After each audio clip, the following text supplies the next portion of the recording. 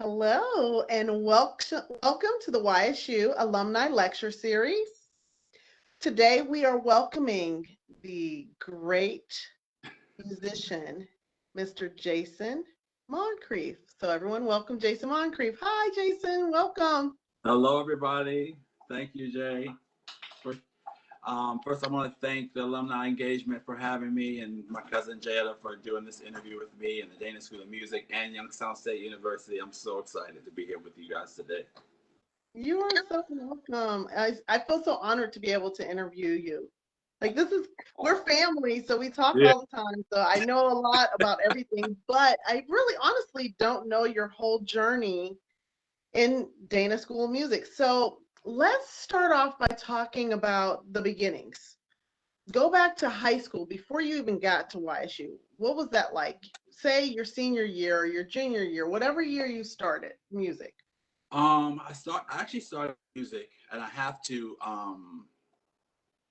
pay homage to the Urban Sisters at the Immaculate Conception school and church, because really Sister Norma and all the Urson sisters made it possible to bring instruments in our very small inner city Catholic school. And that's where I literally started. And it's funny because my journey with YSU actually started in the sixth grade. It was very far removed, but it started in the sixth grade because, long story short, the Urson sisters brought instruments in, and I was a tuba player actually to start with. I started with the tuba, and it's an interesting story how I came to high school, and I ended up playing the flute as well starting in high school. But I started with the tuba, and I ended up playing the tuba. Really, to be quite honest with you, I was late coming to the band class, and the tuba was the only instrument that was left in the band room.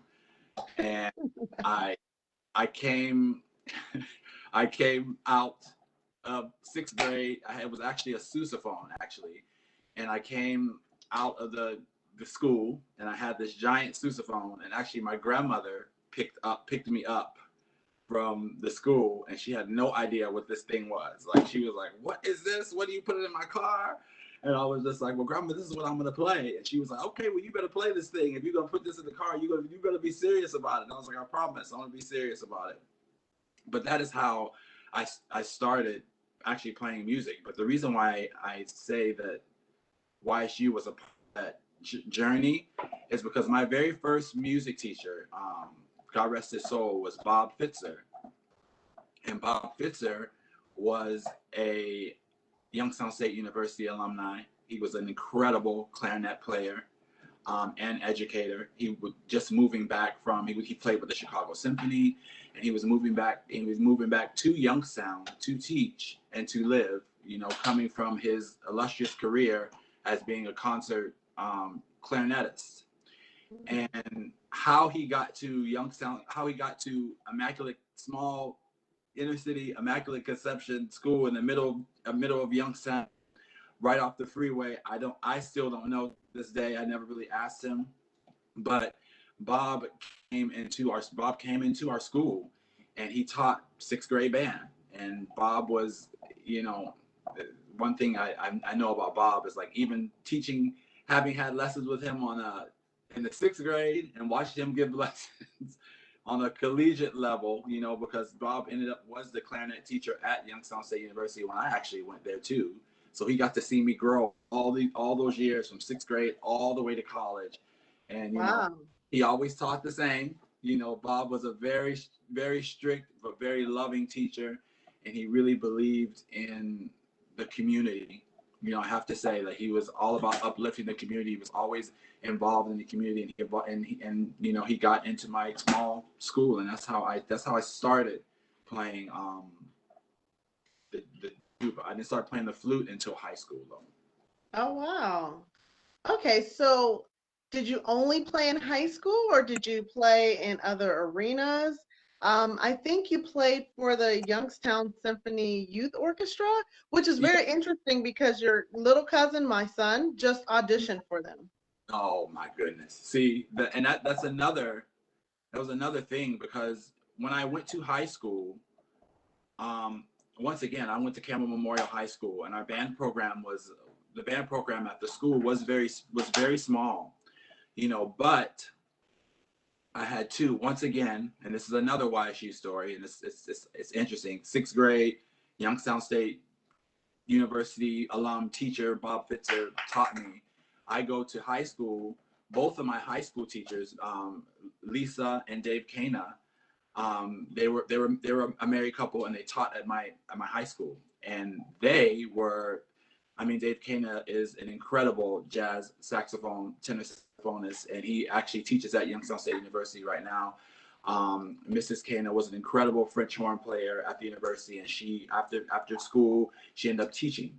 And they both pretty much, and that's how I started playing flute, because I had an interest in playing flute, and the both of them, you know, they pushed me toward that. And they, you know, I got taught, you know, with lessons, you know, in about 9th or 10th grade. They didn't want to have me have lessons there. They wanted to push me because they sort of saw, thank goodness, saw that I had talent, and they pushed me to, you know, be more engaged with Youngstown State University as a high school student, you know, which was, to some could be a little different, but, you know, I had a strong interest in music really coming into high school. I had a really strong interest in music, and I wanted, and they sort of grasped onto that and really pushed me in every way that they possibly could to get myself out there.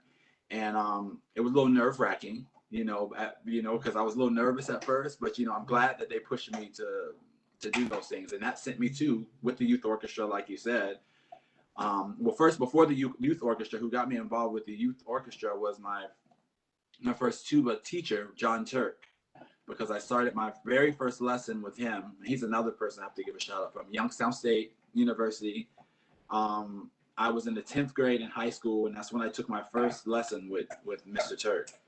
And he would give me hour-long plus lessons, you know, at the university as a 10th grader for like $20, you know. And at the time, and for him being a professional, you know, to take me underneath his wing and to really like mentor me in that way as a really young kid. And it just kept me away from so many things that were, you know, that were out there, you know what I mean? And he got me involved and introduced me to Dr. Gage, who I met at Youngstown State, that Mr. Turk and him, and they said audition for the Youngstown Youth Orchestra. So all around that time, the 9th and 10th grade, is when I was really in YSU a lot. I mean, I was actually in YSU at least twice a week, you know, during the school year. That's so nice to hear that YSU is just not at the university, that they're giving back to the community, and you're a product of that. They went out and basically taught you for pretty much nothing and helped to foster your interest in music. And look at you today, basically because of that. So many people you know, that's the beautiful thing about Youngstown State, you know. I feel like that and it's sort of like, I mean, when you go there, it's sort of like it's like an unsaid thing, you know. Our music school at the time, I was really blessed to go to the music school where it was incredible. I was surrounded by a bunch of incredible musicians, and we had a bunch of incredible teachers. And the years that I went there, the talent was so immense that it was just a wonderful. I wouldn't have wanted to go to any other undergraduate program but YSU, because I feel like I got the best education that I possibly could. But, you know, I'm just blessed that started at young, you know, I was able to start with all these people at a young age. So if you had to talk to the incoming music students, Dana students, or those who are thinking about coming to Dana, what are 3 pieces of advice you'd give them? Music was hard, you know, and I always tell people that when they ask me, Ralph, and you know, I went to school a long time ago, you know, so at that time, you know, music school, you have to be dedicated to a level. Your level of dedication just has to be very high, you know, because especially being a performer out there, especially with all the things that we are going through right now, is that, you know, you just sort of have to be, you sort of have to have tunnel vision sometimes, you know, and it's good to be surrounded. Luckily, I was just surrounded by a lot of people who were that, you know, who had that same mindset. And usually that's what it's like for the Dana School of Music. It's in the corner, you know, it's a very private music school, you know, everyone's in a tight little comfortable warm space, and you literally end up spending all of your day there, you know, like pretty much. So you just have to be willing to just put the time in and be patient, you know, with yourself, and be patient with the process of, you know, progressing, you know, along in music. So sometimes it can be a little daunting, especially when you're young and you're just coming in, and you're surrounded by all these different musicians of all different skill levels, and it can be a little intimidating. But I always say, just go in with your confidence, go in with that confidence that you know that you have, or the passion that you have for, you know, for music and playing your instrument. Do you guys become a kind of like a close-knit family? Because like I've done a lot of theater and things like that, so I've seen a lot of musicians, because you know they play the score for our theater, Yeah. and it seems like musicians are like theater people. They just have this familyness and this tightness that kind of can help you survive your steps through college, because you have kind of like that close-knit group, and you guys have like this band culture, you know, more or less, where you guys are just musicians and you all understand it and no one else does. Yeah. We just know you sound good, but we don't understand how things are played and how you even get there. It's funny because the people who I went to music school were some of the same people who I would see walking in the hall. That's one thing about YSU as well, is that we're the same people I saw walking in the hallways of Dana as a high school student. You know, there were numerous. They didn't go to my high school, whether they went to Howland or Poland or Boardman or Youngstown schools or here, all the surrounding schools in the area. And that's the beautiful thing about the youth orchestra, is because like they put all these schools from all the different school systems together, and we were able to make music with one another, all different backgrounds, all different, you know, different communities, different townships, and everyone got to come together. So what's funny is when I went to coming to undergraduate, it was a little easier because I saw that my freshman year there were many familiar faces. Like there were at least over a dozen people who I spent many years in youth orchestra with, you know, that sort of ended up going to the music school. So it made it a little easier, and you know, music school can be a little cultish, but in the best way, like in the very best way, because everyone sort of has, you know, we all have that passion. We've been bandos, band geeks, whatever you want to call it, for many years before we got there, and we know how that community, you know, we embrace one another, which is a good thing. And it takes a dedication. It takes dedication to be a musician, to be in rehearsals constantly. You're performing all the time. So in every performance, there's hours and hours of rehearsal, then hours and hours of practice. So, you know, it's funny because, you know, I compare it to sports. And people will say, how in the heck can you compare band to, or music, or a musician, or a violinist, or a flutist to sports? But it's still, you have to put that same effort in, and you have to put that same practice in, and those same rehearsals are hours and hours and hours and long. And you have to have that dedication. Yeah. And it's tedious sometimes, you know, and I think that's why I always say it's really good for kids to start with music, because it's a thing where there's no easy out. You know, it's either, you know, you have to work hard at it. You know, if all these students have the same piece of music, it's just, this is how it's supposed to be played. So it's really good to, it's a very good thing for kids to do. And when you get to music school, it's just an elevated version of that. You get pushed in all these different ensembles to play with one another. So that becomes community, because music making is a community. Music is a community activity. You know, we get to commune with one another and to be with one another and share our emotions, without speaking, and that's the difference between a sport or acting or something like that. We are taught the universal language of communication, and we are taught how to communicate across the room, communicate with our conductor, communicate with the people who are next to us, and communicate with the language that we spent so many hours learning and studying. How did you feel about the performances that you did while you were at YSU? Did you have plenty opportunity to perform, or did you wish you had more opportunities? Or explain a little bit about that. That was my favorite thing about the reason why I went to Youngstown State, I have to say, and I'm glad I made that decision. Because I could have went to another place, gone to a conservatory, gone here, gone there, but you don't get the opportunity to be able to play as much as I was able to play, at Youngstown State. The pieces that I was able to play, that I may have sat in a larger school for many years and not been able to play anything, or because just there's been so many people in the school, not because of the talent, just because of how politics work, and there's just not a lot of, and another thing, I probably wouldn't have been able, I started playing flute in high school, thanks to my two band directors who really pushed me on both instruments. And I actually auditioned for college, at Kent State for both instruments. I was going to do flute or tuba, and I had to make a decision on which one I wanted to do. And when I got to Youngstown State, they didn't make me choose, which was good. My major instrument,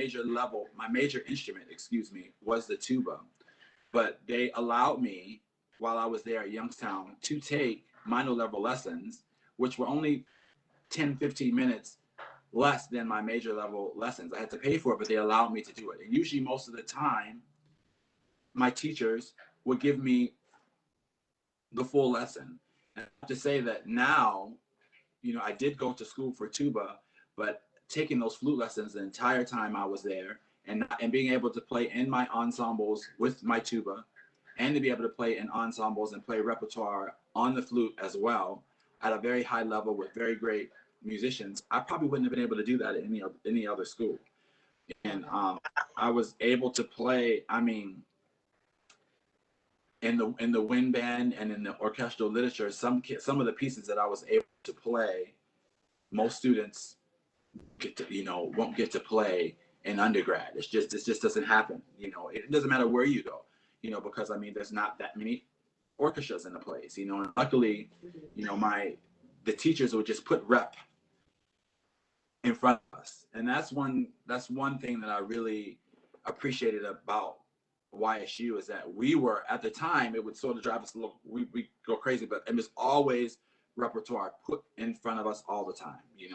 We had sometimes 2-3 concerts, a school year, and there were long concert series, and the rep was pushed in front of us and gone to the next.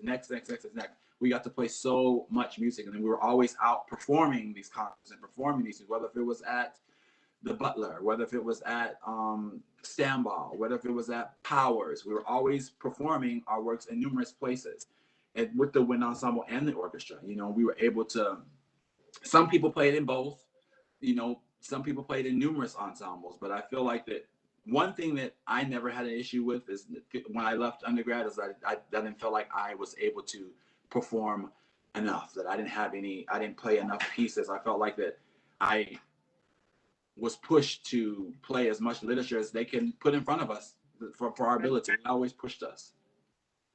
So it sounds like you were overly prepared, and it sounds like they embraced both of your instruments and you got those opportunities. How did that help you when you graduated? What were your steps when you graduated, or what were your steps right before you graduated to prepare yourself for, your future?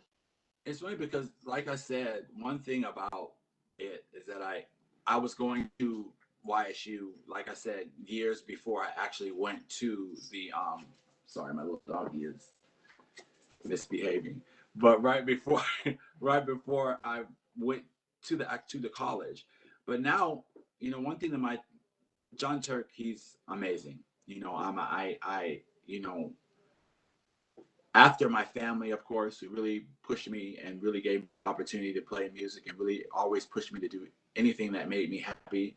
My teachers really pushed me and really allowed me to, to really shine, and never bit their tongue when they were instructing, which I really appreciate at this point. But at the end of my school year, I studied with Mr. Turk since I was in the 10th grade all the way through my years in undergrad. So at the very end, he was like, "Well, Jason, I'm not saying that I can't. I'm not saying that I can't teach you. I enjoy teaching, but I want you to experience another teacher." So not only was I able to study with him, he would make calls to his other tuba friends. Like I got to study with the tuba guy at the Cleveland Orchestra. I got to study with Dan Parentoni at Indiana University.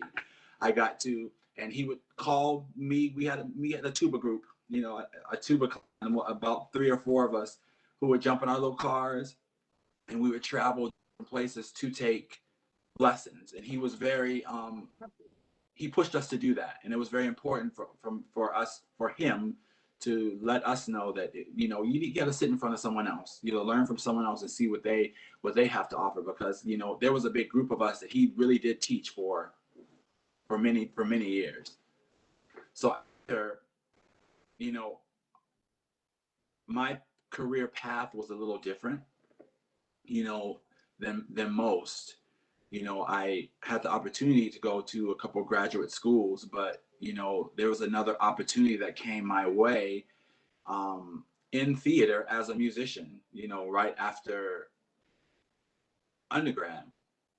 And I have to say, no one really understood it at the moment, because I felt that the normal pathway to for a musician is to you are going to go to graduate school. You're going to go to undergrad, graduate school, possibly get your doctorate. You're going to teach. You're either going to be an educator. You're going to do this. That was a normal. Perform. What you have to go perform. That's my logical progression. Is the next step is to perform.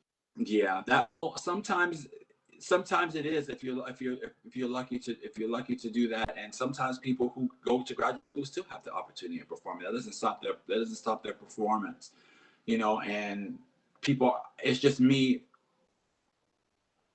particularly. I just chose a different path. I had a couple friends who while I was in school, they had left school for a period of time. And I was like, where'd they go? There's 2 of my really good friends, and they actually left to go to New York to go on Broadway, because there was a show on Broadway called Blast, and Blast pretty much is derived from the drum and bugle corps genre, and it put musicians actually on stage. And at the time, I saw what they were doing, and I was like, what are you guys doing? I mean, you went to Broadway and you were like playing your instrument on stage. I was like, what were you doing? And actually Blast won with that cast won a Tony and an Emmy Award, which really, that original cast really helped me to be able to perform as many years that I was able to perform with the company. How many years? I started with Blast right at 2002. My very first day with them was the week of commencement at YSU. So I left them and I went directly to Disney to start rehearsing with them. So literally right after and it was this opportunity. I could have gone there, but I was like, I really want to get out there. I wanted to travel. I want to perform as a young musician. Like I felt this passion to get out of to get out of the city, and to get out of the walls of the schools. I wanted to be able to learn performance by being out there and performing with others solely. And Such a blessing. You had yeah, such a blessing come your way that week of commencement. yeah, they told me about it, and I was wary of going, because I already had my path. I was like, I'm going to Chicago. I'm going to go to Roosevelt University. I'm going to study here, and I'm going to, develop this, because I had all these things that were planned for me, I should say, but they weren't doing all the things that I actually love to do, and I had to make a difficult decision to, pretty much jump off the cliff and try something completely new. I went to see the show because I was very worried. I'm like, okay, I'm going to go check this show out. We'll see what it's like. But when I actually saw the show, saw musicians up on the stage and having the platform and being theatrical, I just knew that I was that type of a person. I felt like I was more than just a musician to sit down. I was so many other things that I really wanted to explore. And when I got to see this show, it really opened my eyes to so many things, and thank goodness for Jim Mason to, accepted me into the cast all those years ago. But it really opened my eyes to a completely different world that I would have never been exposed to otherwise if I didn't do it. So can you tell me how it felt the first day you walked on stage on Broadway? Well, I didn't know I wasn't in the Broadway cast. Okay, well, the first day you walked on stage with the cast of Blast, wherever you were. It was very nerve-wracking, but we spent many months rehearsing. We rehearsed when I started. When I started, I was on a path where I knew that we were going to go to Disney to rehearse for 4 months. We rehearsed at Disney for 4 months in Orlando. Then we were going on a year-long United States tour. Wow. And then after that, some of us, they split the cast in half, and we didn't know who it was going to be picked yet. We were going to go to London and spend almost a year in London after that. And this is me at 20. This is me at 22. Coming from a very small town. And I just sort of, to be honest with you, I'm just very blessed, and I'm just very blessed to have a very supportive family that pushed me to never. They're like, go, do it. You know what I mean? If you have the opportunity to do it, you love to do it, go out there and do it. Don't be afraid. Never be afraid to take a chance. Because you never know. My mom always says that to me. You never know what it's going to be. You never take that chance. And stand up. And just because you'll never know. And that first time, it was different for me because I was used to being in my box and in my comfort zone. And obviously, we took acting classes, we took dance classes, which was very different. Which is very different for me. I had to be in and we'd have 3 hours of dance every day, coming from a person who sat, and played his instrument for many years. And staging and all these things. And I was a little different to start with the show because a lot of these people who did Blast had done drum corps. I didn't. I done marching band. I did marching band in high school and marching band at YSU, but I didn't do the drum corps activity. But it was very hard. My first time on stage, very hard. They found out I played the flute, which I started as a tuba player, then they found out that I played the flute, and that's sort of how I ended up playing flute a lot more because they sort of switched me to just almost primarily playing the instrument because they wanted to cast me as that. So I was really happy that I had all that training at YSU, and they allowed me to really, special thanks to, Louis Turk, Nancy Andrew, and Catherine Humble, who really sat with me and never treated me like, they never taught me like I was playing a double, doubling on an instrument. That was, there's a thing at YSU. If you go there as a music student, that they tell you that, there's no double. When you sit in front of this instrument, that's how the instrument it should sound how the instrument's supposed to sound. You know what I mean? And I really appreciate that that push. You know, if I wanted to play for ensembles, I had to audition and with the same audition music as flute majors audition with. You know, it wasn't, nothing was watered down for me, you know, and it was always, I was always pushed to be the very best that I possibly be. And it was up to me to push myself. But that very first time on stage was, I felt good. Good, You know, good. I felt like I overcame so many things, you know, and I was doing something different, you know, than I would have ever thought I would be doing. So did you get cast to go to London? Yes, I did. I am very in a. That's when they sort of really my role when I went to London. I was solely pretty much playing the flute, and I was more of a lead feature performer that year, and I had a lot more responsibility, you know. And I thought that, you know, at that time, at 23 years old, I was at 23, and I was like, oh, I got it. You know, I made this USA tour. I finished it. I'm amazing. You know what I mean? I got it. But our choreographer and stage director, Jim Moore, I never forget this conversation that he had with me. He pulled me up and he was like, yes, we're taking you to London, Jason, but, you know, we need you to get better at this, this, and this, or you can't do the role that we have prepared for you. And we will see after 4 months and 5 months what you've been doing and how you've been improving, you know, and we shall see. So you're going, but we shall see the harder you work, the more you're going to be featured and the more you're going to be put out there. So I applied to take, you know, a beginning ballet class, beginning jazz class. I took movement classes. I continued on with my acting classes. I wanted to be a good stage performer as well as a good musician. You know, I spent so much time being a musician, but this was very different. Right. You know, being on stage. Awesome. Well, I'm going to let you know we don't really have any questions, so feel free, everybody out there in Facebook land, to ask questions. But Jason, lots of people are wishing you well wishes and saying hello. A few people are Tao Guthrie, Lisa Steingerwald Kana.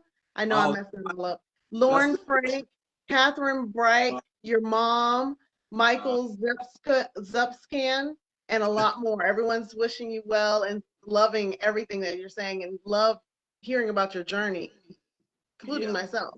like So it sounds like you have a lot of support. all those people, just like I was saying, you know, all those people, some of the people that you mentioned were, you know, we're a big family. You know, we're a really big family. And one thing that I can say, another thing that I can say about YSU is that I went to a school that was so diverse. Mm.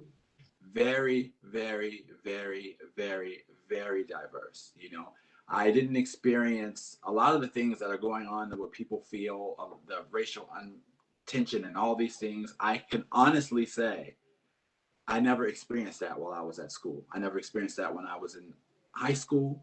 When I was coming to ISU, I never experienced that.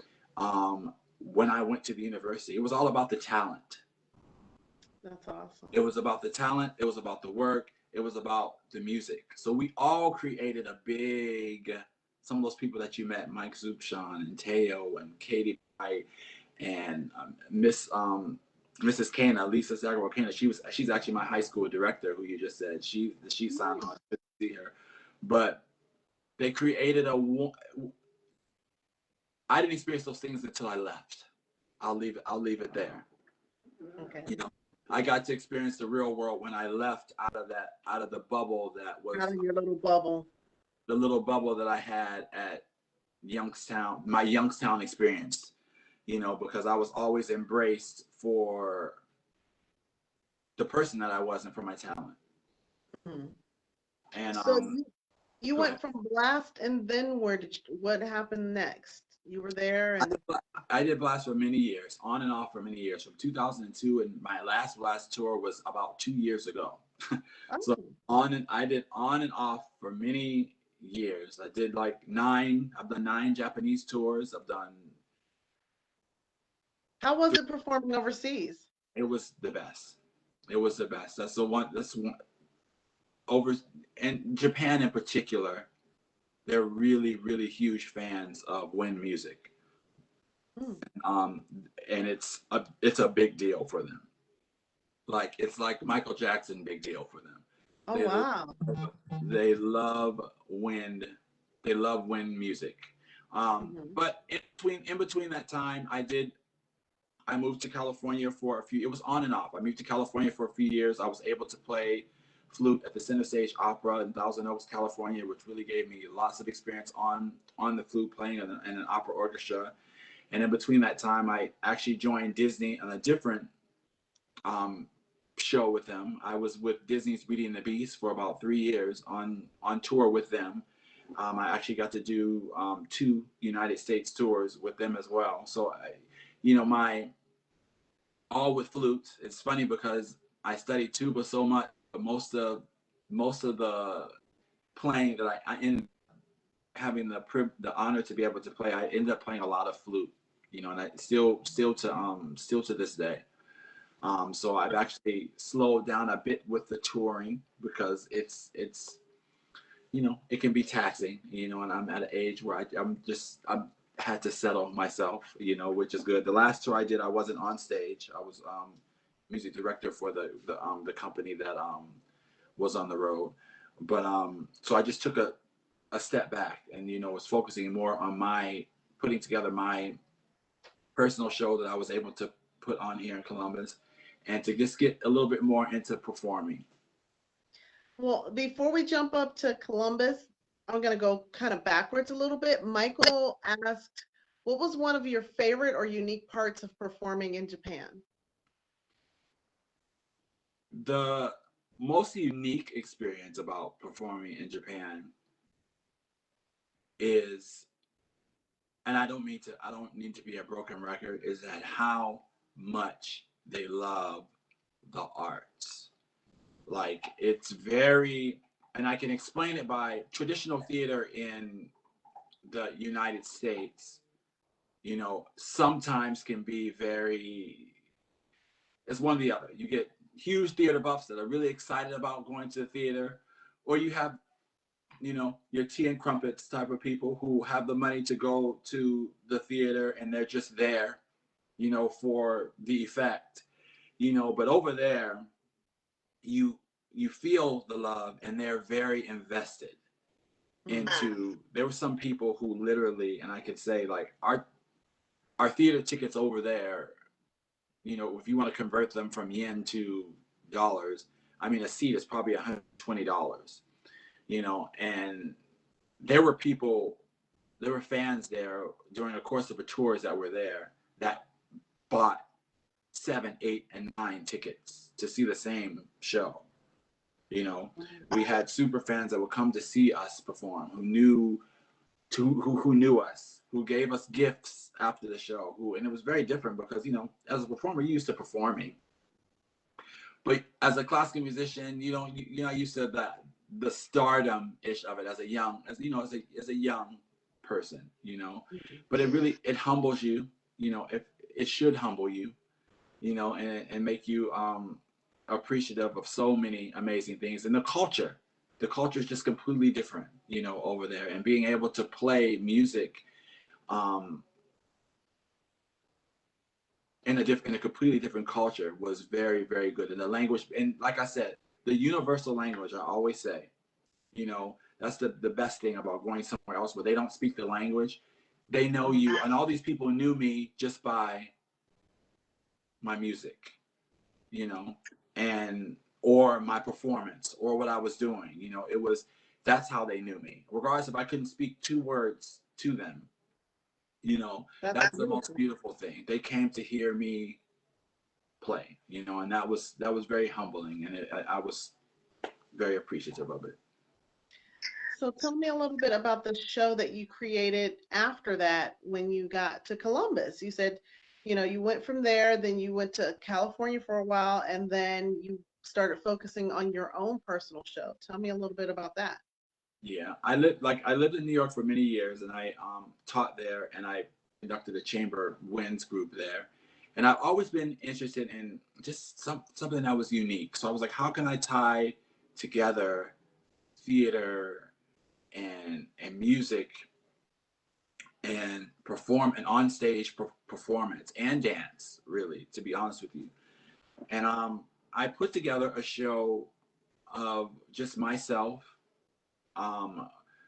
playing. I've always had a strong passion for neo soul and R&B music. It's always been, although I am a classical musician, you know, culturally, you know, in my culture, you know, I grew up with R&B, neo soul, hip hop. I've always been a fan of that, and I know that, you know, and there's many. I bring my culture to classical music, you know, and that is a unique thing for, you know, I mean, African American classical musicians, who can sometimes have a difficult time outside of my little bubble and Youngstown State University.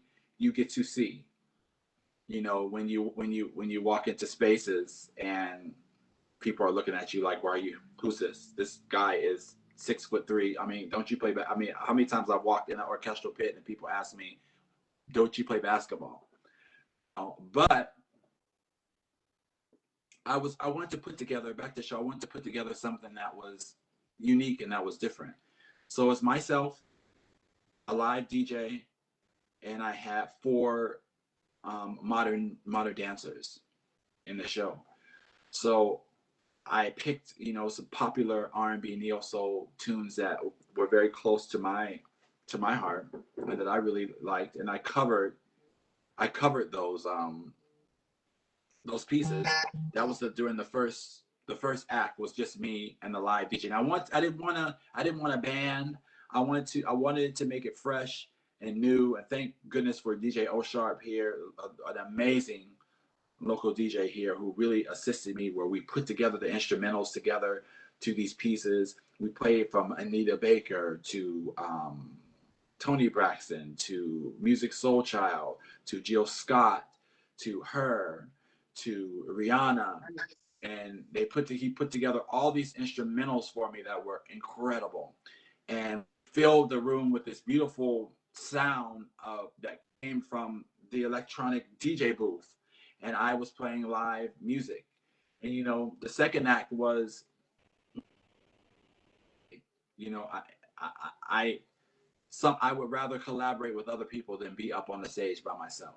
You know, because it feels, you know, you can build off of everyone's energy, and it always feels good. And I love collaborating with dancers. With my experience, with all my on-stage experience with Blast, that I want to push it a little bit further and bring it to forming. You're fading out every so often. I'm not sure what's going on. Can you hear me? I'm not hearing you every so often. Yeah, I hear you now. Okay, yeah, I hear you now. Can you hear me? Yeah, and I got to perform with these dancers. They were performing to the pieces that I was playing on the stage. I performed with a poet and a rapper as well, because the rapper and we did a cover of Common's "Come Close," and he rapped it. I played, you know, the chorus, and it was just all these amazing collaborations and things. And that was actually my last performance before COVID. You've never performed with your cousin. I know. Next. I'm going to put that out there. Next, I haven't yet, and I have to tell people, Dr. Jackson is a very amazing dancer and theater performer as well, and that has to happen. We have to have we have to come and do a Youngstown performance with you. I wanted, before we get into the COVID talk, I wanted to tell you something. Manda Rice, she says, thank you for your time and advice from a mom of an aspiring professional musician. So you're encouraging the young, aspiring professional musicians out there. Wilma Torres says, hey, Jason, wishing you the best. Love your journey. And there's many, many more people showing their love and excitement for you. So you have tons of love out there. Oh, I appreciate it. It's not surprising because you're a loving person. So I appreciate that. I'm blessed to be surrounded by so many loving people, and they are the reason why you do what you do. Because of most of those people, especially people who I grew up with, performing with, we grew up together. You know, we really grew up together through music. In music, you know, We made it. We in our little small little town, in a little small little school that nobody knew about, but so many great musicians came out of. I'm proud. I tell people to this day, I don't care where I am, whether it's Japan, London, United States, anywhere it is. I stand on all 10 toes and I tell people that I'm from Youngstown State University because I got a really, really great professional performance education there. So let's talk about COVID because we can't get away from it. And actually, numbers are going up. So I know you were touring. I know your last performance was your own performance, but then COVID hit. So as a performer, how do you handle that? And what direction did you take? And what advice might you have for other performers out there who are struggling during this time?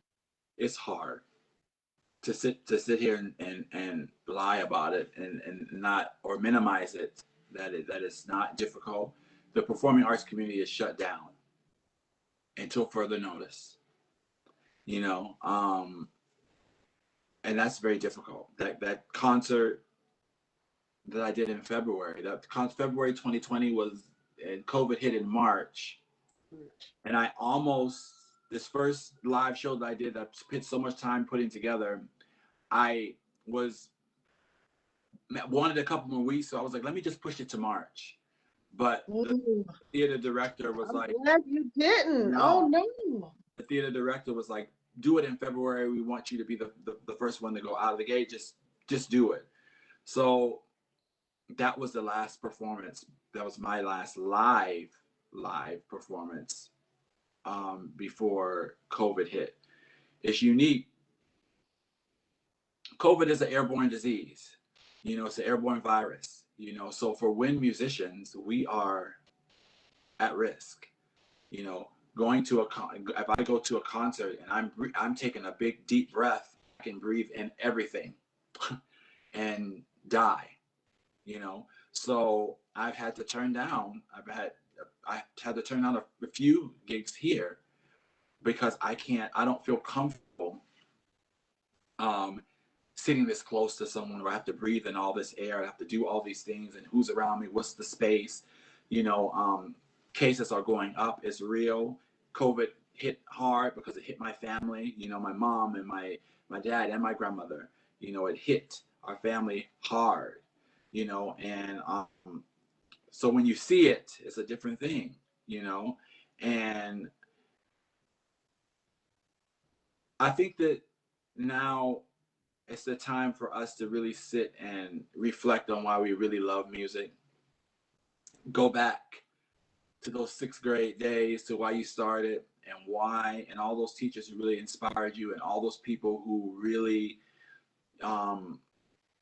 pushed you into the art. And because you have to really dig deep, you know, right now, because we don't know when you could sit in an orchestra again. We don't know when a theater is going to be open again, so you could sit in a pit. We don't know when these concerts are going to happen. But one amazing thing that is happening is a lot of virtual performing is going on. Right.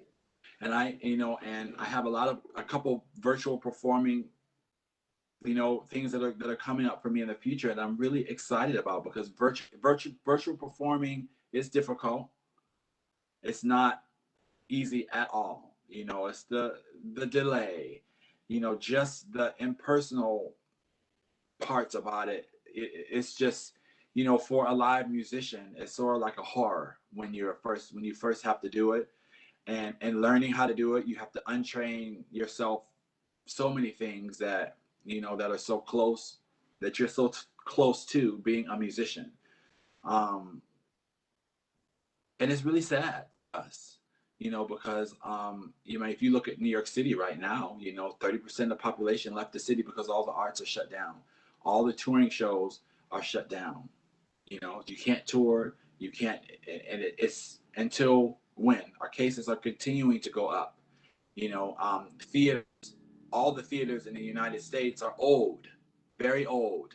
You know, so you're not gonna put a bunch of people in an old, not ventilated theater sitting very close to each other. How are they gonna do that?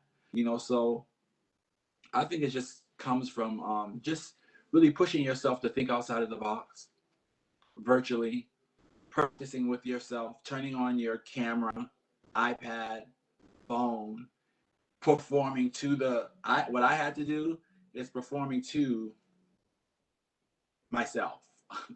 You know, Ooh, but because sometimes you're not really focused on what you look like or how that is, and then play yourself back recordings, get in front of this little screen, because now we've been stuck in front of this thing like right. This little forever. box. Yeah, so not only do we have to sit and work from here, we have to talk to everybody on the phone from here. And now the thing that I love the most, I have to sit and practice doing that. But it helps because maybe this may be opening up a different genre or a different avenues for music. You never know. With technology, this may be a part of the thing. Of virtual concert planning, virtual performances. Who knows? It may get bigger. Many little small black box theaters, mini movies, mini performances. Everything's going to come to you. We're coming to you live virtually. You can click on, boom. It may not be ticket sales. It may be virtual payment for my sign on to my concerts. I've seen that before. Creating something different and unique that really speaks to you personally and professionally that you feel comfortable putting out there. Just a quick comment, and I apologize. I'll probably mess up this name, but I'm going to try my best. Yayoa, Yayoi, Kanda Oh, says many fans are waiting for you to come back to Japan. no, that's Yayoi, and she is one of those Yeah. people. She's one of those people who, like I was just talking about, it makes me emotional talking about all those people who sometimes you think sometimes performing and traveling and all that stuff can be very difficult, and taxing mentally and physically. And sometimes you everything is like a blur sometimes, but there's always special people like that. She's one of those. Yayo is one of those people who she would buy a ticket for the entire series of our Japanese performances. We would see her in 3 to 5 cities, and that's like 9 to 10 tickets. I don't know how much money she was spending on tickets and travel and everything, but she just came just to see us perform, and that's what I miss the most.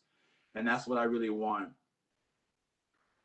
everyone to keep their mask on and distance and do the things that they need to do. Do it for your musician and your artist and your performing arts friends, so we can get back out there and bring joy to your home and bring joy to the theater and bring joy, because we're needed so much, right? That's we're needed, but now we can't do anything just because of that. And yeah, Yayoi is one of those people who's she's amazing. Nice. So anything else you want to share with us, or any advice you want to give to the YSU students who are currently students, or even people who are Dana School alumni right now dealing with COVID, or dealing just in the arts, just in general? Doesn't necessarily have to deal with COVID. I say fall back on the things that are important with you. Spend that time with family. Get the good, all the good energy that you possibly can get. I'm very blessed, as you know, to have an incredible family. I couldn't ask for. I couldn't write a book and pretend to write up something that I've just received so much love. And if it weren't for that, for their love and support, all of them, you know, through being a musician, and through putting me out there. Push your kids, if your kids like music, push them, let them know that it's not going to be easy, but let them know they can't quit right away. And I was told that if I'm going to start something, I'm going to at least do it for a season to make sure you really don't, you really want to do it, and I really want to thank, my mom and my dad and my grandmother and my sister and all the teachers who really helped me in all those years, especially at Youngstown State. If it weren't for all my teachers at Youngstown State, I would be nothing. They took me in, being a kid that coming from a family, we didn't have very much, but they took what we had because they saw the talent. They saw the talent in me, at a very young Mr. Turk, John Turk and Lori Turk. and Mrs. SK and Mr. Kana really, they gave me free lessons. They would stay after school, they would stay after high school with me and teach me. Mr. Kana would teach me the flute for hours and hours and hours. Mr. SK would teach me theory and all these things to try to prep me to go to music school. So take advantage of the people who are around you that are close, that you can take that advice from, and really, keep yourself, in a positive bubble. I'm learning how to do, and that is an ongoing process, as we all know. And I have to work on that every day. Sometimes I'm good at it, sometimes I'm not. Because that affects your musicianship. It affects what you're putting out there. And I also tell people too, if you feel like taking a break, take a break. Right. Put your instrument down and take a break. But always pick it back up, though. Always pick it back up. Of course, always pick it back up. But sometimes we go through the motions. Sometimes just because we happen to be a musician and we go through the motions and we end up, just being these machines because this is what I do and this, and then we forget all these things. And I have done it. Myself. And there's times where I say, I need to put this down for a few weeks or a month and nothing. So when I come back to it, it's a new, it's like somebody pressed the restart button, and that's what I can say. Those few things. And don't let COVID discourage you. It's here, but it's going to be gone, and we're going to keep the work up because we're going to need all different genres of music, performance, and creatives to be able to be at the forefront of the culture. Comeback. We need to lead. We need to lead the culture of the comeback, like you said, because they're going to need us, and they're going to need us at our best, and all that energy that we've been bottling up, we're going to be ready to just release it. Do you have any creative plans? Are you creating things right now? Are you? I'm creating. I'm still ready to do a creative endeavor while we're in this COVID situation. I'm trying to do part 2 of my performance. I'm trying to do the performance that I did because I was supposed to do it a few more times, but COVID hit. So now I'm working on doing the whole performance I did in February to try to do it virtually. So everybody to get a space so everybody can virtually see the theatrical show live. And also what I do now is another passion. I am teaching for a company called Directions for Youth and Family, which brings music to at-risk and inner city youth, just like it was brought to me. And that's become a huge passion of mine, as well as, and it's funny how I talked about Bob Pfitzer and all these things. He did all these things, but then he came back to Youngstown to teach, and I find myself, doing these things and coming back to Columbus and teaching in the community here in Columbus that I really love. And I have a bunch of really good kids who have such a strong passion for life, and could be overlooked, just like I could have been overlooked if those people weren't there to push me and to come to my community and help me. So yes, I'm working on virtual. Like I said, as we spoke about, right now I have to focus on the virtual shows, the virtual live shows, and bringing that so I can keep the momentum going. Nice. Well, Jason, it's been a joy talking with you. I love talking to you. I mean, we're family. We talk all the time. But it's great to hear about your journey, about your travels before you got to YSU, once you got to YSU, and after YSU. You are like a fabulous inspiration to everyone in our family, in the community, all through Columbus. You see people are tuning in from Japan, wanting you to come back, so all over the world. And I just hope that, and I know that you'll just continue to shine and spread joy through your instruments, through your voice, the things that you have to say, and the encouragement that you give to others.